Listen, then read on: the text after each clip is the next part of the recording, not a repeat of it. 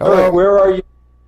hello. My name is Host Eric, and welcome to Talking with Famous People. We've got a very special guest indeed tonight.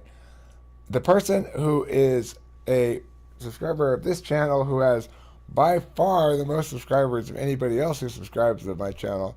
His name is MessiahSez, also named Dennis, and he has a YouTube channel and a big beard, and he's a free flowing individual thus far as I can tell. So, tell me, why don't we start with the shirt? You mentioned it a second ago. What does that mean exactly? Relational polymorphism. I have absolutely no freaking idea what it means. Um, it it was there's a person I know who was at a fairly high level meeting with some very high level tech people, and they were discussing a problem, and it said, and this person said, "You're talking about relational polymorphism," and these were big shots, and they just looked at him and they said, "What?"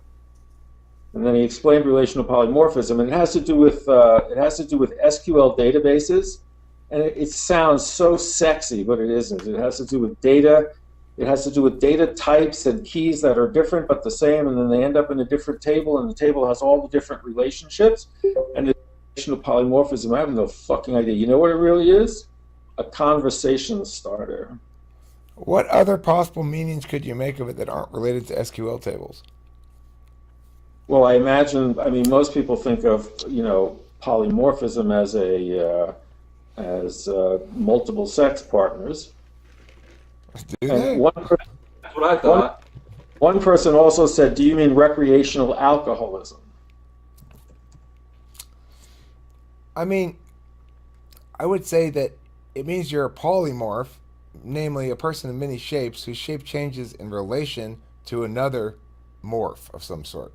Ah, well, this is absolutely true, and this is that's me you're talking about, and there's absolutely no question that that is true. That morphism, that changing, that constant replenishment, and the constant infinite nature of now is exactly what I am and where I live, and that's exactly what I'm about. Infinite nature of now, huh? Do you like now, or would you prefer to be in the future? There is no future. There is only now. It's infinite. There's never been anything but now. Okay, but in your head there exists tomorrow. In the heads of most people, there exists tomorrow. I don't. I don't go to tomorrow. In other words, I'm not purely uh, in the moment, but I recognize that tomorrow, that thinking that I know what tomorrow is what's called inductive reasoning, and that inductive reasoning is illogical. So I'm pretty sure it's now. I'm pretty sure it's always been now. But why should we? And But why should we prioritize the logical? Why not my magical conclusions about the future? why should we? Well, um, it's just that I really don't live thinking about tomorrow. But I do understand people do that for sure, and they also think about yesterday, which is even more difficult for them. How can you do magic on the future if you don't think about it?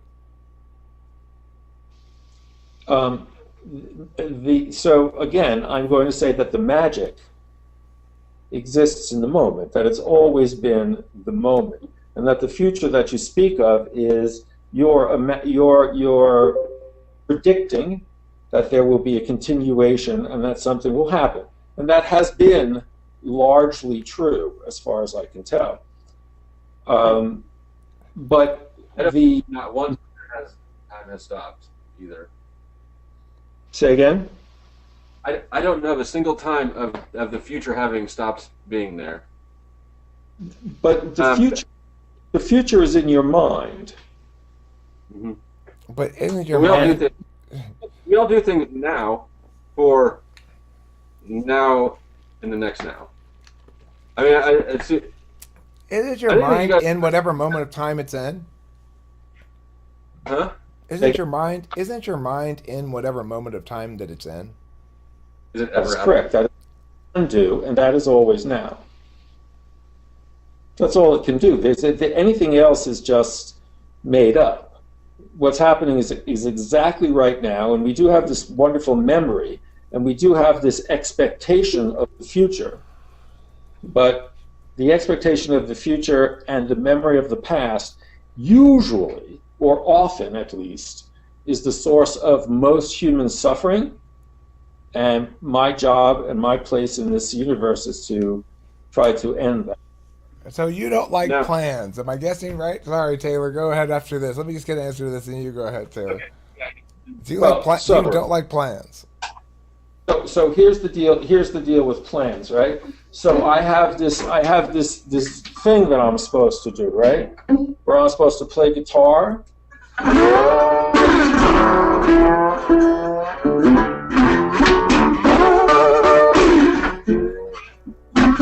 I never, ever write down the lyrics. Every video that I've done, I never write down the lyrics because I can't remember them, and I don't know the lyrics of the original song, and then I make up the shit as I go along because, so I have to do this gig because of the YouTube video that went viral. I now have to do a gig, and it's in Beacon. Beacon. So I've come. So now when I walk down the street, I'm going to have to get up in front of people in Beacon, which I've never done before. But I got it worked out. Would you like to hear the first thing I'm going to do? Yes. Hey, oh boy, can't you line 'em, chack-a-lack, oh boy, can't you line 'em, chatty, oh boy, can't you line 'em, chack-a-lack, here we go, lining track. What I hate about lining track is Metro North gonna break my back. Say, oh boy, can't you line 'em, chack-a-lack, oh boy, can't you line 'em, chack, say, oh boy, can't you line 'em, chack-a-lack, here we go, lining track. At which point they'll all leave, and then the next act will come, and they'll probably like crucify me or something. I bet you won't actually do that first, though. Oh, I'm definitely going to do that. I'm going to walk up and I'm going to do. Well, actually, what I may do is I may well. There's an art show before it, and there's apparently lots of kids that come with parents. And the other thing that I do is that I make up songs, right? So that's Katie, right? Katie was there. Katie. Oh, Katie, baby, don't hate me no more. Kate,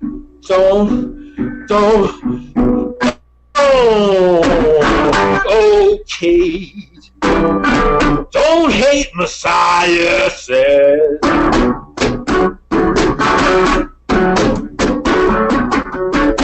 I'm going to ruin your boyfriend's life by talking to him on the internet, but it ain't going to make a difference no how. And then, and then it's, I'm going to go down in the lucky store. I'm going to go to the art show before the show.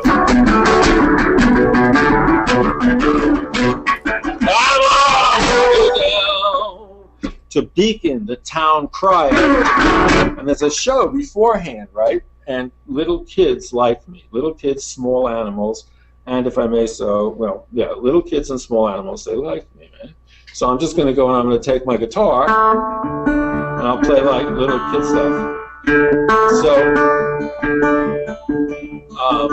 here's the next one. Your name's Eric. I can see your thick as a picture. You got a kitten. You got earphones. You got that magic bomb. I saw you light it. I saw it light you since I laid my burden down. And that's what I'm going to do. But I actually started to write down lyrics, which is freaky. Well, Why? Okay, so how long have you been doing this kind of improvisational music before? I started in 1962, and the first song that I did it with was called "The Marijuana Holla." That sounds like a good song. Is it Well, about I just remembered that actually because it's been a long time since I did the Marijuana Holla. But in essence, if I may say so, the whole thing is probably the Marijuana Holla. Did you ever see one of these? What did I pick? Yeah.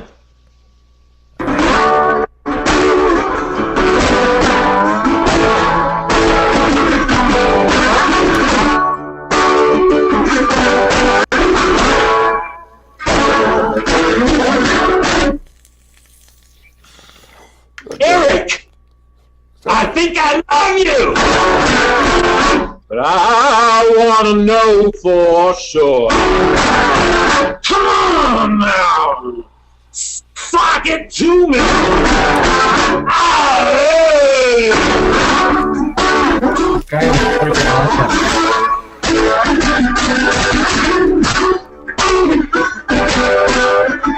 And that's how I'm going to end the show. I think I know what his type is.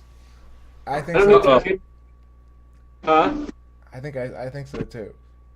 What's my type, yo?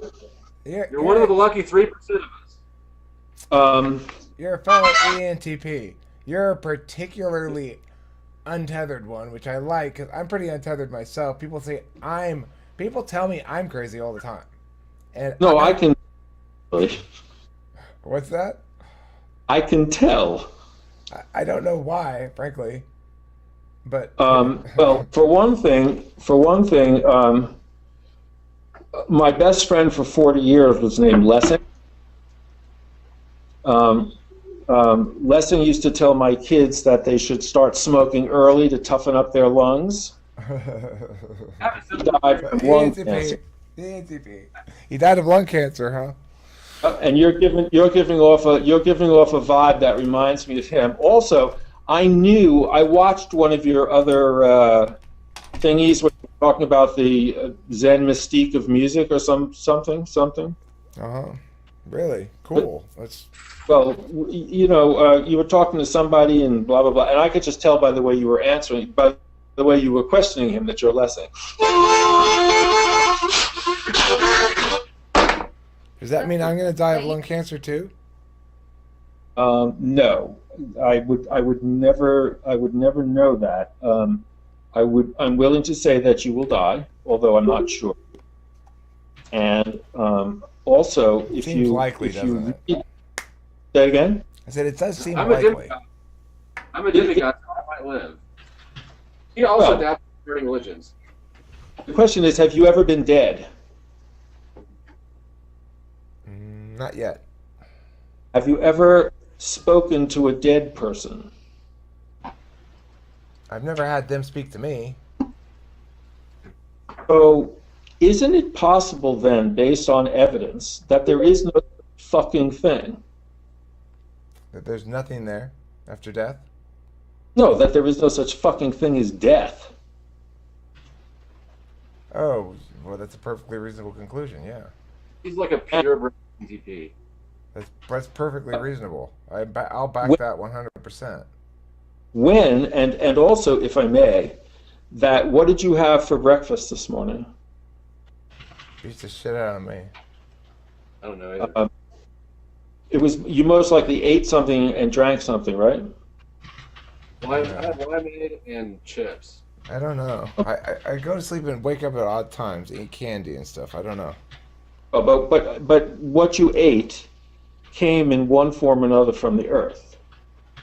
Yeah, starburst comes directly from the earth. Well, in other words, it's probably sugar for the starburst and shit. But the whole idea is, if you look at the philosophical understandings of what we are, and also look at many of the religious texts, they're always talking about promised land, land of milk and honey, holy land, and it's always about land. And the reason that it's about land, and in the Jewish Torah, God made Adam from dirt, right? That's because dirt is the source of all life, and we eat every day that came from it and turn it into something sentient, and then we shit it, it goes back into the ground, and a fucking flower grows from it, and then a bee goes and has sex with the flower, and then goes back into his hive and ejaculates all the honey shit, and then we just get to eat honey. You don't even have to eat it, you can fucking rub it on yourself in the sauna. We have so much milk and honey, it's true. If I wanted to, I could have 50 right now, no problem. Maybe not 50 gallons of honey, that'd be a lot of money. That was very interesting. Your sound broke out in the center of that. A song broke out in the center of that? Sound. Oh, my sound broke out. Oh, no, in other words, you were talking, your lips were moving, but I didn't hear what you said. Sorry, it happens sometimes. Taylor, go ahead. Taylor. He was just saying that he could put a lot of beaches on himself. Or something. If I wanted to. I could. I'm just saying, it's true that we have access to shitloads of honey and milk. Yes, and the other thing is that the other thing that I would say at this moment, since we're talking about that, is that being satisfied with what you have makes you wealthy. Is that something that comes easily to you, being satisfied with what you have, the status quo? At the moment, and for quite a long time, the answer is I am satisfied with what I have. I also happen to have led a somewhat productive life, and I don't want for anything, but I don't want anything more. In fact, I probably even want less. You went to Amsterdam and became MessiahSez. Right. Tell the Amsterdam story. I went to Amsterdam in 2006 and experimented with psilocybin mushrooms.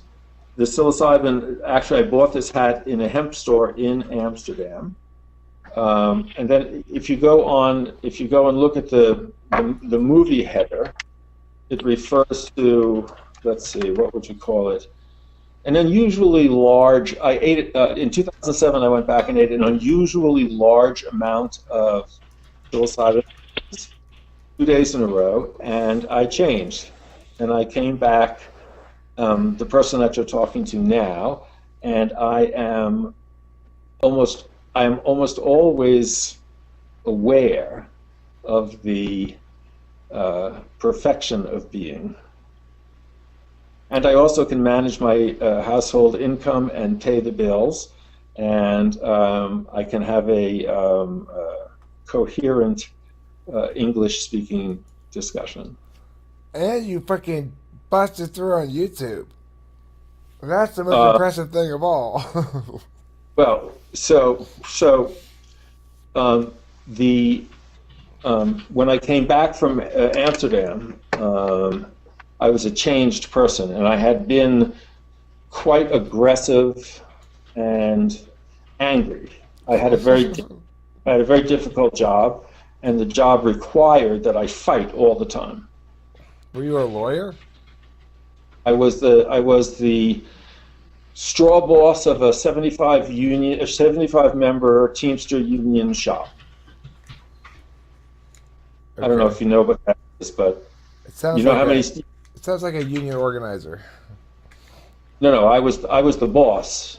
You were the they boss. were the I was the boss. I was not in the union. I was the boss of the union workers. Okay, I got you. Yeah, you know how many. You had to fight with the union. And I had to fight with not only the union, but I had to fight with other unions as well, because there was inter-union rivalry based in our industry, and they were fucking around. You know how many Teamsters it takes to screw in a light bulb? More than one. 5! You got a fucking problem with that? So I came back, and that person that you just saw was no longer there. And my son, who is a computer specialist, made a website called MessiahSez. And it has a picture of me looking like a Jewish rabbi, which I very easily can do. And it says, Messiah loves you. Messiah knows everything. Ask Messiah a question. And then when you click on it, it puts out 3 sentences of gibberish, which is his idea of what Messiah says. And then they got me a camera, which was a big mistake, and I became MessiahSez. And then I made the bike lane video, and the bike lane video I posted on Reddit, and the Gothamists picked it up, and suddenly YouTube started recommending the videos. And then 6 weeks ago or so, I had 2.5 million views and 12,000 subscribers, which is okay. And then someone took my video and posted it on /r/videos on Reddit. And it went to the top of Reddit, to the top of the front page of Reddit, and got like 50,000 karma points. At which point I got 525,000 views in a day. Somebody from Facebook picked it up and said, best guitar lesson ever. And it's totally crazy, by the way. It is as crazy as I get. And it now has almost 15.5 million Facebook views. And I now have 4,200,000 views and 45,000 subscribers. And that's what's happened to me in the last month. And a real gig!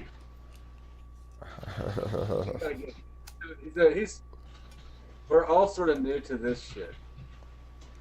And we're aspiring, you're an inspiration to our beards. Also.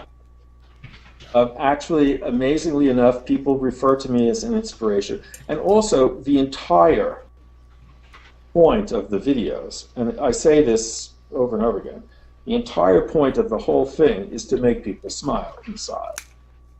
And it's not for the music, and it's not for the glory. And I don't monetize anything, although I do have a cassette. Of course you do. And you have to pay in change. Yeah, but I don't know what's on the cassette. I'm just, when I go and do my gig, I'm going to wear the cassette around my neck and like a necklace. I'm saying I have a cassette. That's like an artifact of sorts. You know, at the end of the show, everybody's always got a CD or a DVD or something. So I'm going to have a cassette. I think it's great. I think it's fucking brilliant.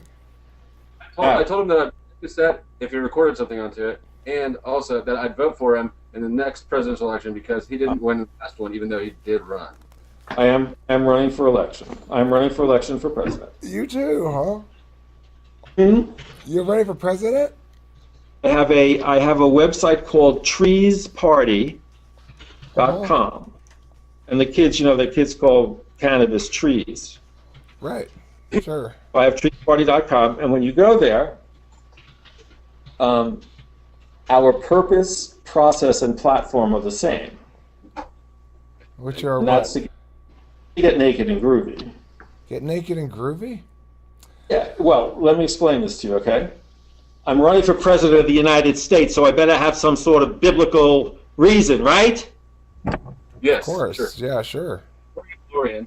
So what did God say? What was the first thing God told people to do in the Jewish Torah in the Old Testament? Follow Yalor? Go forth and be fruitful. Oh. That was the first thing that God said. Go forth and be fruitful. And at the end of the day, God said at the end of the day, she said, it was good. It was. It was been pretty damn good so far, anyway. Wait a minute now. On the second day, God made all the stuff that she made, and at the end of the day, she said, it was good. On the third day, God made pot and all of the other psychoactive plants, specifically green plants with seeds and flowers of their own kind. That's specifically what God said.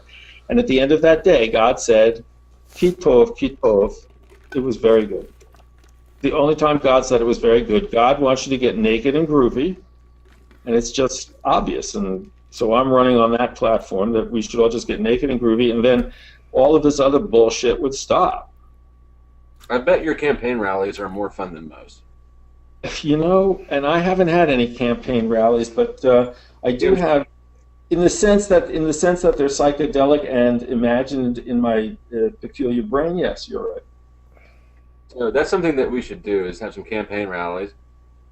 Well, Just I hate to run against you. Perhaps we could. Oh, are you running too? I'm planning on running. Yeah.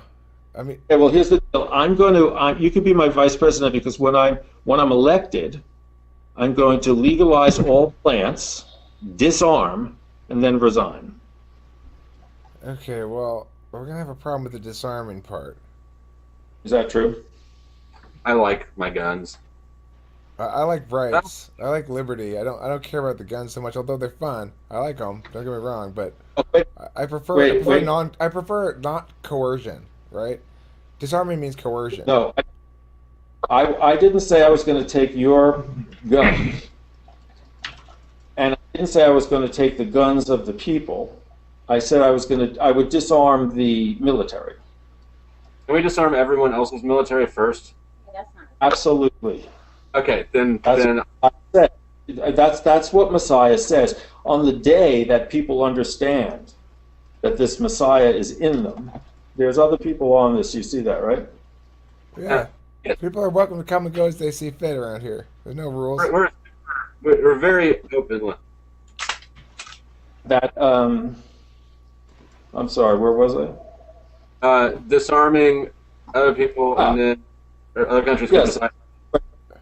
The idea of this is you can choose your belief system. You can choose that it's God. You can choose that it's Buddha. You can choose that it's whatever you want. That the idea is that that there is a piece of Buddha or God inside of you. Inside of you. It has nothing to do with what's outside of you. It connects to what's outside of you, but it's inside of you. And that if everybody just focused on that part of themselves, which is what people would call good, then you would disarm and your gun would just rust because you wouldn't get it. You'd stop killing animals and you'd eat more carefully and stuff. But what do I know? You know what's the most amazing thing that's happened? You might be interested to know that we've also. I think that the God inside of us that you're talking about is Yalor. This is say the name. Yalor, it's the demigod of Never Wrong. Eric's the high priest of the Elorian Church, so I don't. Maybe you can explain it better than me. I better take it over here, Body Condo. That's not the specifics of the scripture. Well, basically, Yalor, as a demigod of Never Wrong, is of course never wrong. That doesn't mean he's always right, but he's never wrong. And the thing about it is, he is kind of he's related to the other timeline's god. Typically is the god of stumbles and confusion, which is kind of like a god of vices in a way. That there's a certain amount of indulgence that's necessary to manifest full blast Yalorian truths. Now, I personally I don't drink any alcohol. I think alcohol is bad. But Taylor over here, he drinks some alcohol occasionally, so we don't necessarily see eye to eye on every single substance. But we both agree that there's a large amount of indulgence that you may want to do, and if wherever your indulgent path lies, there's no point in trying to avoid it. You got to just indulge it, but only you have to be really careful with Yalorian truths like that because you can go a little overboard. So it's a difficult thing to manage. Do you have any thoughts on that?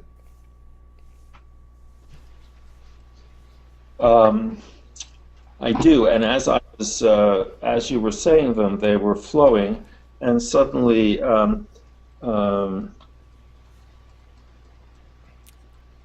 summarize what you just said in one sentence. Never wrong, not always right, or right. Never wrong, but not always Never right. wrong. And No, pro, never, pro substance use. We're pro. never wrong.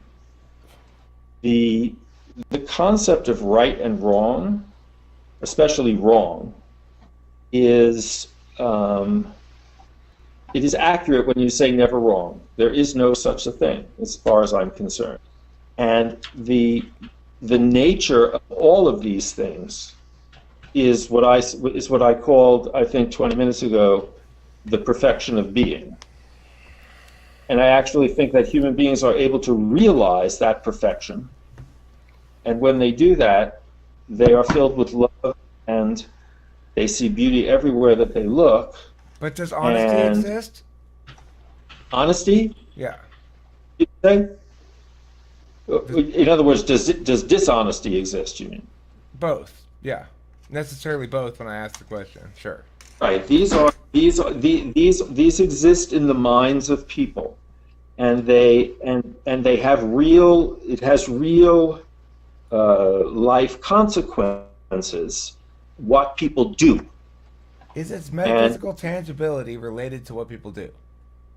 Holy shit! Now I'm gonna have to get a. Now I'm gonna have to get a fucking dictionary. I'm not trying to be fancy. Come on now, don't play dumb. Is its No, tangibility, is how tangible it is, how solid it is, related to anything other than one's conviction to it? And if not, okay, but is one's conviction to it related to the some sort of facts in question?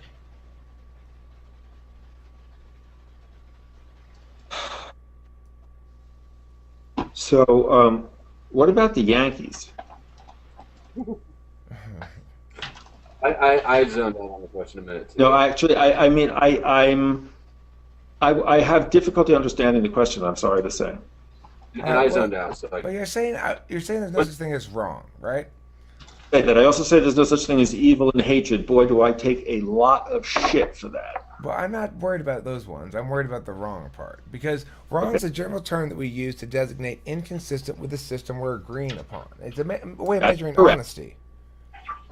Deductive, a priori accepted system of belief that this is right and this is wrong. No. It's not just a truth system. It's not just a true or false or not having a truth value.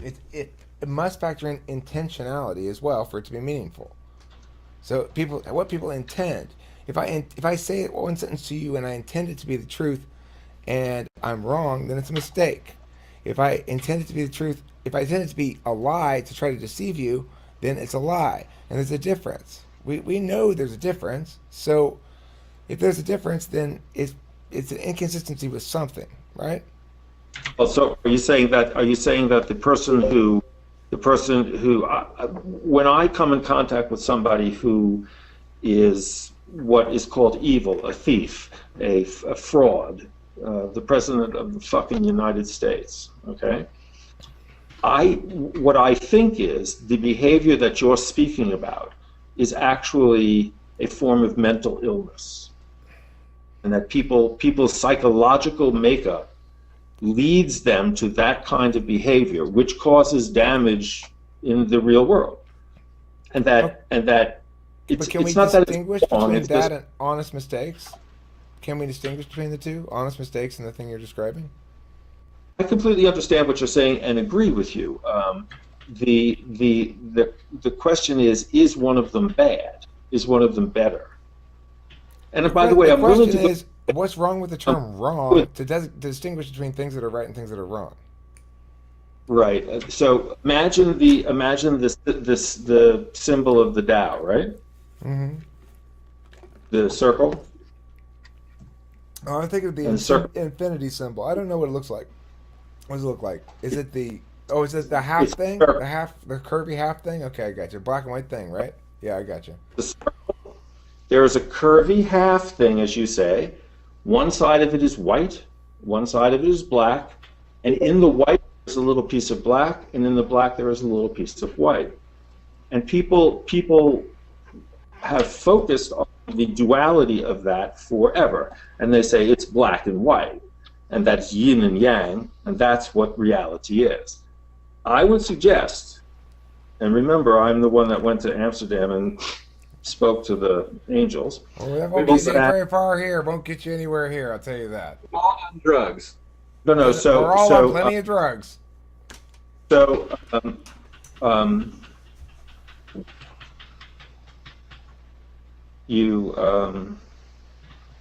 I said something to interrupt you. I said something that made you interrupt me. I'm sorry. I just am. I recognize that I am peculiar. I'm not making that accusation. I am making it. I said it of myself. I recognize that I'm peculiar, and yes. Oh, I'm sorry. I remember. So everybody is seeing yin and yang. Okay. They're seeing black and white. What I see and what I say is the true meaning of that symbol is the place where they meet, and it is neither. black nor white. But isn't that a subset of a whole that includes duality as well? Doesn't the larger whole Is it, include that and duality? well, in the spot that I just described, duality is non-existent. So wouldn't a larger whole include duality as well? I think that what's happening, I think you guys are saying the same thing, sort of, but MessiahSez is talking about value, applying value or judgment to something as whether it's right or wrong, and you're talking about the mechanics of technically this or that. Well, my point is people are always trying to get rid of duality because they say it's a problem and it distracts one from the holistic truth. My point is duality is appropriate when it's appropriate. In the right context, duality is the only appropriate metric to use. In other words, consistency, right, wrong, stuff like that. In other situations, other larger metrics are the right one to use. But everybody is always attacking duality as though it's okay to just agree to disagree and one person's not right and one person's not wrong. They're just using different semantics. No, I mean, you got to nail shit down, right? Or else you have no parsing mechanism and no means to distinguish that which is reasonable and sensible from that which is not. And I did say the moment that we started that I do understand what you're saying, and I understand it. I don't think it's wrong, obviously. And, I am sometimes wrong, by the way, unlike Yaylor. Say it again? I said I am sometimes wrong, by the way, unlike Yaylor. I'm not never wrong. No, the wrong. People based on the mental illness, based on the words, based on the idea that the words are somehow, that the words that are only in your mind, the thoughts that are in your mind, are the actual thing. It's just not true. They are the thoughts in your mind. And the thoughts in your mind are filled with good and bad, duality, pain, suffering, fear, all anger, all of that stuff. This is a function of the human mind. We have it. And I recognize that we have it. The idea is that we don't have to. Okay, I'm going to ask you for some advice now. Okay, just spend less than you make. It's simpler advice than that. I have been experiencing a little bit of emotional pain lately, associated with a woman. Okay, Sure. do you have any quick solutions for emotional pain? I do. Okay. So I would like you to sit up. Okay. And I would like you to, first of all, just smile. And I want you to smile at yourself, so I want it to be sincere. I want you to just smile. Everybody, if you don't mind, just smile. And then I take a simple, deep breath like this. And sigh from here.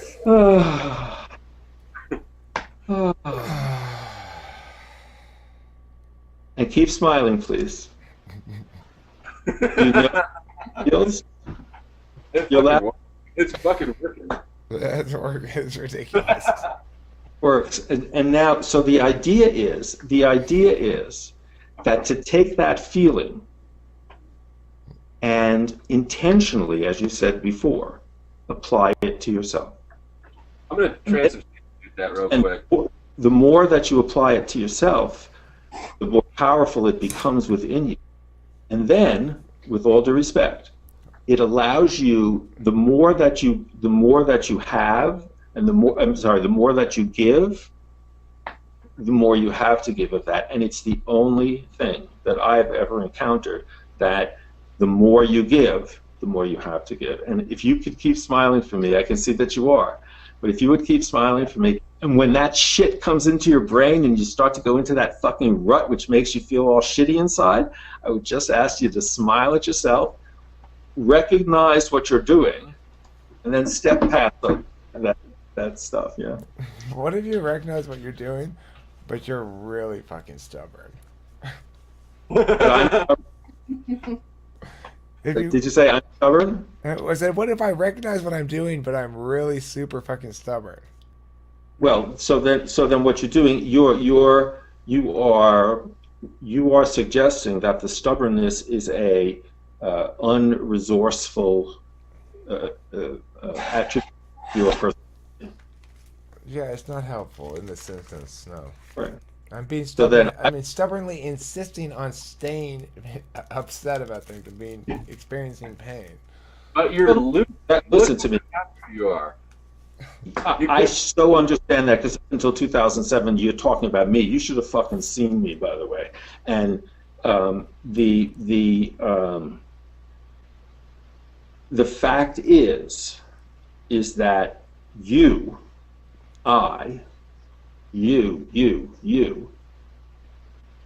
doing that to yourself. I know. See, I was supposed to have already had my magical moment of transformation too, but I haven't really, I guess. No. So when you notice that you're doing it, notice it for what it is. Smile at yourself and say, "Fuck that! I'm not going to do that." Okay, I'll try. I'm going to try my best this upcoming time.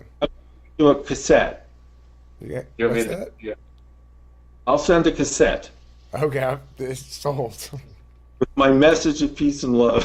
I will take that one and pick it. Hey, listen. Yeah. This is a good stopping spot to stop the video, okay? I'm going to stop this one. It's a good episode link. Thanks so much for being here. It's been MessiahSez, also known as Dennis, who's been sharing with us his brilliant wisdoms. And it sounds like we're getting an artifact of great, great significance. So talk to you later, everybody. And But we're done. And One second. All right, ready?